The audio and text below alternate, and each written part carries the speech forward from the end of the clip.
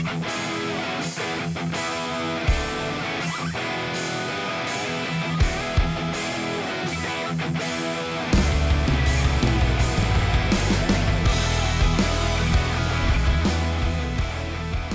there guys, welcome back. This episode is going to be mostly about a bit of sawing and routing and hammering, because I'm getting into a little bit of woodwork, and the reason I'm doing that is because I needed to make some wooden formers for some metalwork that we're going to get into in the car. You'll see more about in just a second.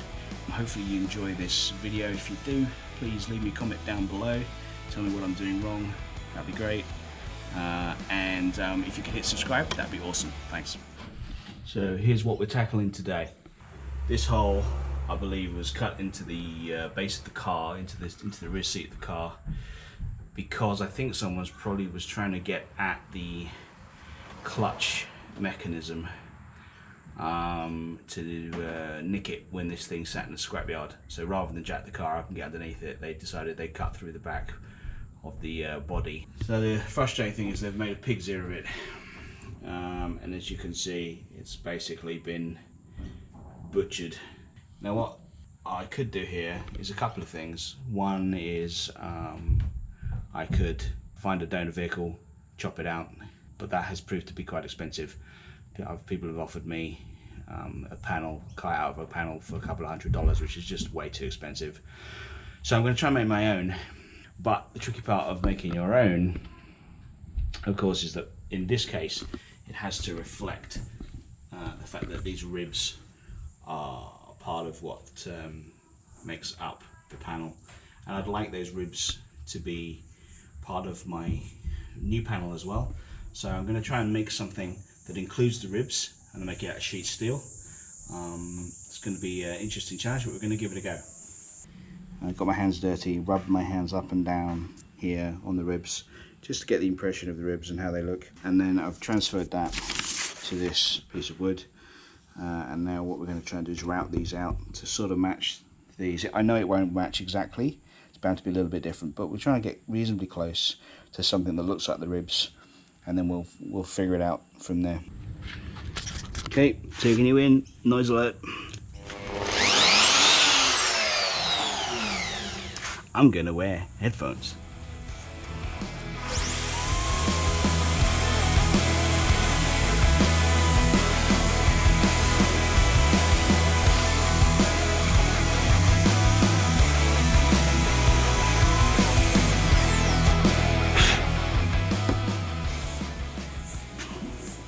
I think it might be a bit wide. Don't know. We're gonna go with it.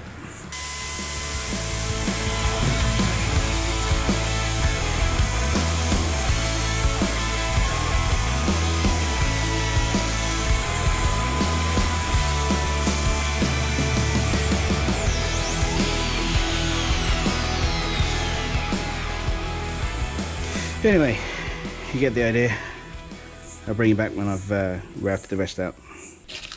Alright, so I've routed all those out now, and pretty pleased with it. There's a couple of little divots and things, but I think it's probably not going to make a lot of difference to how the metal bends into these holes. The only thing I'm a bit worried about is whether these are deep enough. I'm not 100% convinced that they're deep enough. I feel like they need to be deeper.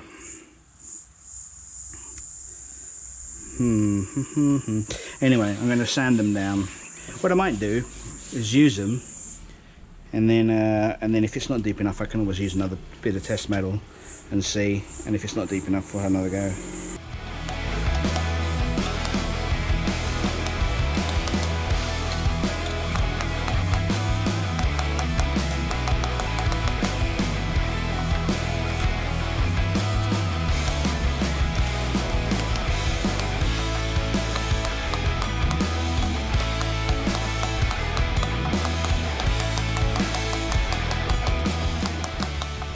Okay then, well, so I've been beating on this a little bit.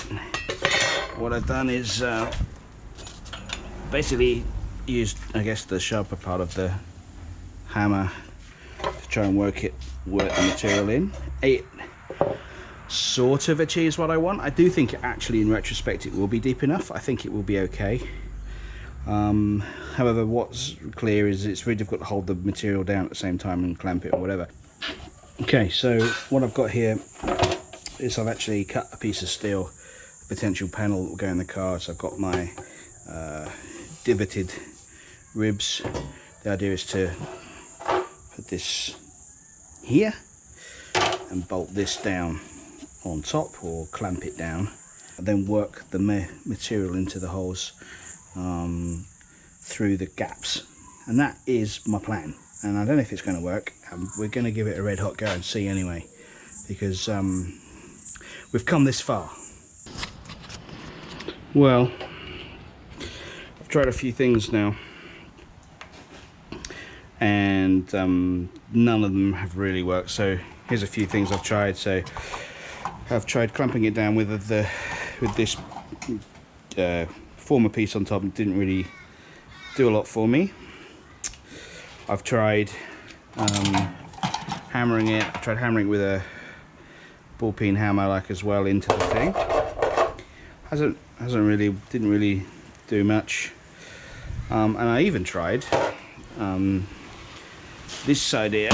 What I took is on my air chisel, I rounded off the end of a spare chisel bit, and then used this to try and hammer into the groove, but it's just inconsistent, and it's not really done the job. So not quite sure what we do next. Other ideas I've got, I guess, is to take a piece of wood like this, sand down the sides to make the groove, and then hammer around it. I'm not convinced on that one either, really. Or I guess another option would be to build a metal brake and try and do, you know, bend the metal an angle at a time, but I don't think that's going to work really, because I think the angle of the size of the bends are going to be so small, it's going to be very difficult to get it through the metal brake. And that obviously means I've got to build a tool that I don't actually have. So I'm a bit stumped really. What I could really do with is a donor vehicle, but here in Sydney, Australia, they're not the easiest thing to find. So at which point I'm declaring it a failure. This is not an instructional video by any sense. This is just, I guess if anything, it's like a video log of just what I'm trying in the garage really. You know, everyone can have a go, but it doesn't always pan out. So we'll probably end this little video there, but I will do some kind of follow-up, because we've got to solve this problem somehow. So I'd be interested to know if any of you guys have got any immediate suggestions for me. Stick them in the comments down below. That'd be great. Thank you for following me along. Hopefully a bit more success in the next video.